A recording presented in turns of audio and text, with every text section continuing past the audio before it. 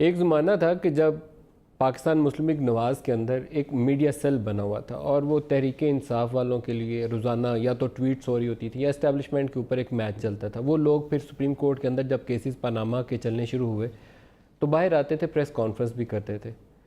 उनमें से एक दो लोग ऐसे ज़रूर थे जिन्होंने PMLN की हुकूमत की मुश्किलात में 100 गुना 1000 गुना इजाफा किया, कमी नहीं की, मसाइल को हल नहीं होने दिया। इमरान खान उनको मोटू गैंग कहते थे। बहुत से लोगों का पहले ख्याल था कि शायद वो मोटे बड़े हैं इसलिए उन्हें मोटू गैंग कहते हैं। बाद में एक दफ़ा BBC वाले स्टोरी करने गए तो उन्हें पता चला कि खान साहब के कुत्ते का नाम मोटू है, इसलिए वो उसको मोटू गैंग कहते हैं। वो ट्वीटों के मैच जो थे उस हुकूमत को ले बैठे, उसको फ्रूट्स नहीं मिले, कोई उन्हें कड़वा फल मिला, उसका मीठा फल नहीं मिला। लेकिन अपोजिशन में रहते हुए तहरीक इंसाफ ने, इमरान खान ने वो मैच जीत लिया। एक सियासतदान थे, पॉलिटिक्स में थे, मैच उनका यही था कि इलेक्शन होंगे तो वो PMLN को चित करेंगे और इंतखाबात जीत जाएंगे। लेकिन वो सियासत क्या पाकिस्तान तहरीक इंसाफ वो तरीक़ाकार अपने सोशल मीडिया अकाउंट्स के ज़रिए अब कर सकती है? हमने लास्ट वीकेंड के ऊपर एक इंटरव्यू किया इसहाक डार का और उसका मेन फोकस था इकॉनमी के नंबर्स क्या हैं, इन्फ्लेशन कितनी है, महंगाई कितनी हुई, डेप्रिसिएशन कितनी, डीवैल्यू कितना किया हमने रुपए को, उससे हमारी बरामदात बढ़ी कि ना बढ़ी।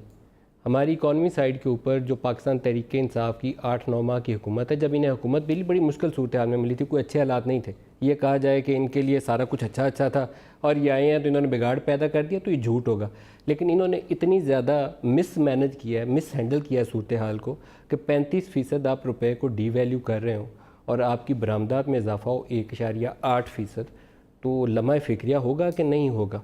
आपके टैक्स रेवेन्यू में 9 माह के अंदर 300 अरब रुपए से ज़्यादा का खसारा हो चुका हो, लॉस जो आपको करना था इकट्ठा 2 बजट पेश करने के बावजूद, तो परेशानी होगी या नहीं होगी?